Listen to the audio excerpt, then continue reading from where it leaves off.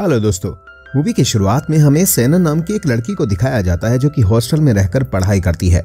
सैनन के dad Danny जो कि दिन में छोटा सा रेस्टोरेंट चलाते हैं लेकिन रात को वो कंप्यूटर गेम बनाते हैं। सैनन की मॉम की कुछ समय पहले एयरपोर्ट जाते समय मौत हो गई थी और इसका जिम्मेदार वो अपने डैड को मानती थी, क्योंकि उसके डैड ने उस दिन उसकी मॉम को एयरपोर्ट पर छोड़ने से मना कर दिया था, इसलिए उन्हें अकेले ही जाना पड़ा और जिस वजह से उनकी मौत हो गई। इसलिए सैनन अपने डैड से बिल्कुल भी बात नहीं करना पसंद करती, इसलिए वो ज्यादातर समय अपने स्कूल के हॉस्टल में ही बिताती है। वहीं उसके स्कूल में एक रिकार्डो नाम का लड़का है जो कि सैनन का जानी दुश्मन है और वो सैनन को तरह तरह से परेशान करने के बहाने ढूंढ लेता है।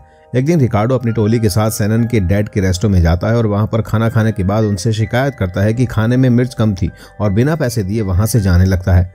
सैनन ये सब देखकर काफी गुस्सा हो जाती है और वो उससे पैसे निकलवाने के लिए उसके सामने पहुंच जाती है। सैनन को सामने देखकर रिकार्डो गुस्से में पैसे निकालकर जमीन पर फेंक देता है और वहां से चला जाता है। सैनन अपने पैसों को उठाकर अपने डैड डैनी को दे देती है जो कि कार्टून के वेश में खड़े हुए थे।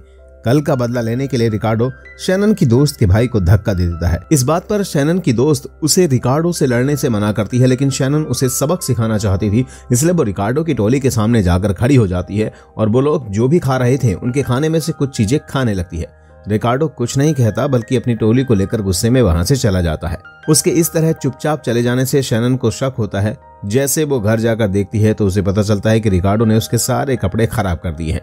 उसे बहुत ज्यादा गुस्सा आता है लेकिन वो अपने आप को शांत कर लेती है। तभी सैनन को पता चलता है कि शहर के बाहर कुंग फू टूर्नामेंट होता है जिसमें रिकार्डो को अभी तक कोई भी नहीं हरा पाया है। अब सैनन को उससे बदला लेने के लिए एक अच्छा मौका मिलता है। अब सैनन भी उस जगह पर पहुंच जाती है जहां रिकार्डो कुंग फू में पार्टिसिपेट कर रहा था। सैनन उसके सामने जाकर एक शर्त रखती है कि अगर वो इस टूर्नामेंट में जीत जाती है तो रिकार्डो पूरे शहर में स्कर्ट पहनकर घूमेगा। वहीं दूसरी तरफ रिकार्डो भी शर्त रखता है कि अगर वो जीत जाता है तो उसको अपने बाल काटने होंगे और लड़कों की तरह कपड़े पहनकर स्कूल आना होगा। दोनों एक दूसरे की शर्त से सहमत भी हो जाते हैं। दोनों में अब फाइट होना शुरू होती है। थोड़ी देर में पता चल जाता है कि सैनन के सामने रिकार्डो काफी अच्छा खिलाड़ी है और वो सैनन को बुरी तरह से मारने वाला है। वैसे दोनों में फाइट का कोई अच्छा खासा मुकाबला तो नहीं होता, क्योंकि ये मुकाबला एक तरफा था जिसमें सैनन अच्छा नहीं खेल पा रही थी। तभी हम देखते हैं कि मौका पाकर रिकार्डो सैनन के पेट में लात मार देता है, जिससे सैनन जमीन पर गिर जाती है और उसे इतना ज्यादा दर्द होता है कि वो फिर से अपने पैरों पर खड़े भी नहीं हो पाती। और हम तभी देखते हैं कि रिकार्डो उसकी तरफ एक कैंची देता है और वो भी शर्त के अनुसार अपने बाल कट करके लड़कों वाले कपड़े पहनकर स्कूल में चली जाती है। अब स्कूल के सभी बच्चे उसका मजाक उड़ाते हैं। तभी रिकार्डो उसके सामने आकर उसे मर्द कहने लगता है, जिससे सैनन काफी चिढ़ जाती है और वो उसे मारने के लिए उसकी तरफ बढ़ती है। तभी वहां पर उस स्कूल का प्रिंसिपल आ जाता है और वो दोनों को अलग कराता है और वो सैनन के डैड डैनी को कॉल करके सैनन के बारे में सब कुछ बताता है, जिस पर डैनी सैनन की तरफ से माफी मांगकर उसे लास्ट चांस देने की बात कहता है, पर इतने पर रिकार्डो के दोस्त नहीं मानते। अब इसके बाद कुछ लड़कियां सैनन का रास्ता रोककर उसे परेशान करने लगती हैं और ये सब लड़कियां रिकार्डो के कहने पर कर रही होती हैं।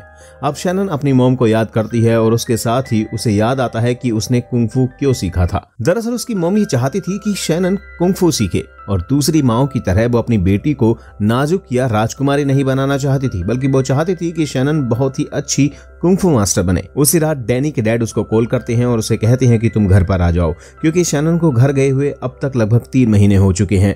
सैनन ना चाहते हुए भी वो अपने घर की तरफ जाने के लिए हाँ कह देती है। अब जैसे ही सैनन घर पर पहुंचती है तो उसके डैड उसका बहुत अच्छे से वेलकम करते हैं, लेकिन सैनन को तो अपने डैड से बात करना अच्छा ही नहीं लगता है और वो उनकी हर बात का जवाब बहुत ही रूडली देती है। डैनी सैनन से कहते हैं कि तुम अपनी माँ के जाने के बाद बहुत ज्यादा बदल चुकी हो, जिस पर सैनन कहती है कि इसकी जिम्मेदार भी आप ही हो। इस बात को सुनने के बाद डैनी बहुत दुखी हो जाता है और वो उसे अकेले ही कमरे में छोड़कर वहां से चला जाता है। जब सैनन कमरे में अकेली होती है तो उसे एक अजीब सा पेंडेंट दिखता है और उसके साथ में ही उसे टेबल पर एक हेडसेट भी मिलता है, जिसे वो अपने सर पर लगा लेती है। इस हेडसेट को लगाते ही सैनन आज से 500 साल पीछे एक वर्चुअल दुनिया में चली जाती है। तभी वहां पर सैनन पर कुछ हमला करते हैं और सैनन उन्हें फाइट में हरा देती है। तभी वो देखती है कि इस गेम में उसके बाल भी लंबे हो चुके हैं। जैसे ही वो आगे की तरफ बढ़ती है तो रिकार्डो को कुछ लोगों से लड़ता हुआ देखती है। वो चोरों से लड़ रहा होता है। रिकार्डो को किसी के लिए अच्छा काम करते हुए देख उसे काफी हैरानी होती है। जैसे ही वो चोरों को हरा रहा था तभी वहां पर चोरों का राजा नॉर्मन आ जाता है और वो भी रिकार्डो से फाइट करने लगता है। रिकार्डो उसे भी बुरी तरह से हरा देता है और वो चोर गरीबों का खाना चुरा रहे थे, उस खाने को छीनकर उन्हें गरीबों को वापस लौटा देता है। ऐसा करते देख सैनन बहुत खुश होती है और वो रिकार्डो से पूछती है कि तुम इस गेम के अंदर कैसे आए। तो बताता है कि वो इस गेम में अपने नेचर के विपरीत है, यानी जो रियल दुनिया में बहुत बुरा लड़का है वो इस गेम के अंदर एक बेहद ही अच्छा इंसान है जो कि गरीबों के लिए लड़ता है। और साथ ही वो इस गेम में दो चोर नॉर्मन और टायसन के बारे में बताता है और कहता है कि मैंने नॉर्मन को हराया है, इसलिए टायसन हर हाल में मुझसे बदला लेने के लिए यहाँ पर जरूर आएगा। और जब ये बात टायसन को पता चलती है कि नॉर्मन को हरा दिया गया है और गरीबों का खाना छीन लिया गया है तो वो बहुत ज्यादा गुस्से में आ जाता है। टायसन ने अपने कुछ आदमी रिकार्डो पर नजर रखने के लिए लगा दिए। वहीं रिकार्डो शैनन को मोंक मंदिर पर घुमाता है और वो उसे हर जगह लेकर जाता है। तभी शैनन की नजर टोनी पर पड़ती है जो कि बेहद ही बुरा लड़का था, लेकिन वो यहाँ पर बहुत अच्छा इंसान होता है। अब हम देखते हैं कि रिकार्डो एक दिन कुछ कर रहा होता है, तभी वो बेहोश होकर गिर जाता है और ये बात गांव वालों को पता चलती है। तो सभी लोग उसे वैद एलिश के पास लेकर जाते हैं जो कि अपने आप में कुंग-फू मास्टर होती है। शैनन एलिस से मिलकर बहुत खुश होती है और उसके साथ पूरे गांव में घूमती है। एलिस उसे एक पुरानी झोपड़ी के पास लेकर जाती है जिसके अंदर एक बेहद ही बूढ़ा आदमी था जो कि बहुत बुरे कपड़ों में बैठा हुआ था और वो ध्यान मुद्रा में बैठा हुआ था। एलिस शैनन को बताती है कि ये कोई और नहीं बल्कि उसके डैड हैं जो पहले गांव-गांव जाकर चोरों को पकड़ कर लाते थे और उनसे उन गरीबों का खाना उन गरीबों को वापस करते थे। लेकिन जब से उसकी मॉम की डेथ हुई है 4 साल से वो इस झोपड़ी से बाहर नहीं निकले हैं। एलिस के साथ रिकार्डो और शैनन दोनों ही कुंग-फू की प्रैक्टिस करने लगते हैं। चोरों की वजह से उस गांव में खाने की कमी हो जाती है तो वहां का सरदार सभी लोगों को दिन में सिर्फ 2 बार खाने के लिए ऑर्डर देता है। इस तरह से उस गांव के लोग भूखे मरने लगते हैं। तभी शैनन को आइडिया आता है कि वो चोरों के यहाँ से खाना चुरा कर लाएंगे, इसलिए वो एक टोली बनाते हैं और वहां जाकर एक आदमी को जहरीले पंख मारकर उसे बेहोश कर देती है और खाना चुराने लगती है। इसी बीच वो किसी वजह से उन्हें एलिस को वहां पर छोड़कर भागना पड़ता है। गांव में खाने की तो पूर्ति हो जाती है, लेकिन शैनन सरपंच से एलिस को छुड़ाने के लिए कहती है, लेकिन वो उसे छुड़ाने से मना कर देता है और कहता है कि एलिस ने चोरी की है जो कि यहाँ के रूल के खिलाफ है। इसलिए अब शैनन को ना चाहते हुए भी एलिस के डैड के पास जाना पड़ता है और वो उससे कहती है कि वो भी बहुत समय तक अपने डैड को अपनी मॉम का कातिल मानती रही है और मुझे नहीं लगता कि आपको ऐसा करना चाहिए। अब एलिस के डैड को समझ आ जाता है और वो अपनी बेटी को बचाने के लिए नॉर्मन और टायसन के अड्डे पर जाते हैं और वहां पर लोगों को बहुत बुरी तरह से मारकर एलिस को छुड़ा कर ले आते हैं और ये देखकर शैनन बेहद खुश होती है। अब एलिस और उसके डैड उस गांव को छोड़कर जाना चाहते हैं। शैनन उन्हें रोकने की कोशिश करती है, लेकिन वो उससे कहते हैं कि वो एक दूसरे का ख्याल रख लेंगे, इसलिए उन्हें इस बात का कोई डर नहीं होता और वो वहां से चले जाते हैं। अब ये बात नॉर्मन और टायसन को भी पता चल जाती है कि एलिस के डैड ने वहां पर हमला करके एलिस को छुड़ा लिया है, इसलिए वो अपनी एक सेना तैयार करता है और गांव पर अटैक करने के बारे में प्लान बनाता है।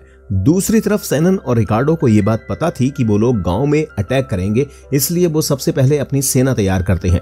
अब दोनों तरफ से चोर और कुंग-फू योद्धा फाइट करने के लिए आमने सामने आ जाते हैं। जब फाइट हो रही होती है तभी शैनन को वो लॉकेट याद आता है कि ये लॉकेट उसने किसी के गले में देखा था।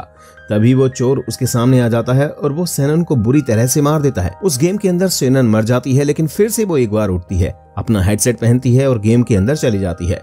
यानी उसे जीने का एक और मौका दिया जाता है, यानी उसके पास उस गेम में जीने का एक और मौका था और इस बार वो उस चोर को बुरी तरह से मार देती है। जैसे ही वो लॉकेट को खोलकर देखती है तो उसमें उसकी मॉम की तस्वीर होती है।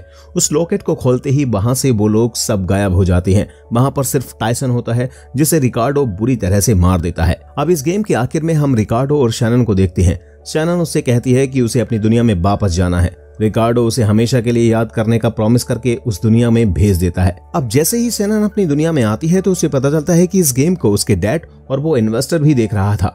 बस गेम को देखकर वो इतना खुश होता है कि वो उसे $1 मिलियन में खरीद लेता है। डैनी अपनी बेटी को गले लगा लेता है। इस बार पहली बार शैनन अपने डैड से अपने बर्ताव के लिए माफी मांगती है।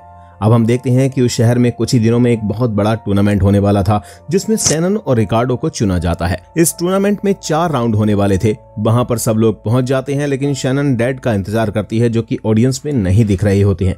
तभी मैच स्टार्ट हो जाता है और शैनन बहुत अच्छा प्रदर्शन कर रही होती है। वो एक एक करके सबको हरा रही होती है। दूसरी तरफ रिकार्डो भी अपने प्रतिद्वंदी को हराकर दूसरे राउंड में पहुंच जाता है और इसी तरह ये दोनों सेमीफाइनल में पहुंच चुके होते हैं। अब बारी शैनन और रिकार्डो के बीच की फाइट की होती है। अब जैसे ही फाइट शुरू होती है तो ये पहले राउंड में दोनों एक दूसरे के साथ फाइट कर रहे होते हैं, जिसमें जैसे ही रिकार्डो अटैक करने वाला होता है तो वो अपना बचाव करती है। अब जैसे ही पहला राउंड खत्म होने वाला था, रेफरी सीटी बजाता है। इसके बावजूद भी रिकार्डो उस पर हमला करके उसे गिरा देता है। इससे रिकार्डो के पॉइंट कुछ काट लिए जाते हैं, लेकिन वो फिर भी नहीं मानता। दूसरे राउंड में शैनन उसकी पीठ पर किक मारकर उसे जमीन पर गिरा देती है और अब इससे तो रिकार्डो को और भी ज्यादा गुस्सा आ जाता है और वो इस बार रूल ब्रेक करके उसके पैर पर बहुत बुरी तरह से मारता है। शैनन उठ भी नहीं पा रही थी, लेकिन वो फिर भी हिम्मत करके उठ जाती है। जैसे ही थर्ड राउंड शुरू होता है तभी रिकार्डो फिर से एक गलत मूव चलता है और उसके सर पर वो बहुत जोर से मारता है। शैनन बेहोश होने वाली थी, लेकिन वो अपने डैड को ऑडियंस में उसके लिए ताली बजाते हुए देखती है और हौसला अफजाई करते हुए देखती है, तो वो बेहोश नहीं होती बल्कि एक बार और खड़ी होती है। तभी उसे गेम के अंदर रिकार्डो का एक मूव याद आता है और उस मूव में ही रिकार्डो चारों खाने चित हो जाता है और इस तरह से शैनन इस मैच को जीत जाती है और वो जीतने के बाद सीधे डैनी के पास जाती है। वो उसे खुशी से गले लगा लेता है। इसके बाद जैसे ही वो अगले दिन अपने स्कूल जाती है तो वो रिकार्डो की तरफ से दोस्ती का हाथ बढ़ाती है और अब रिकार्डो भी जान चुका था कि इस जीत की असली हकदार शैनन ही थी। और इसी के साथ ये मूवी यहीं पर खत्म हो जाती है।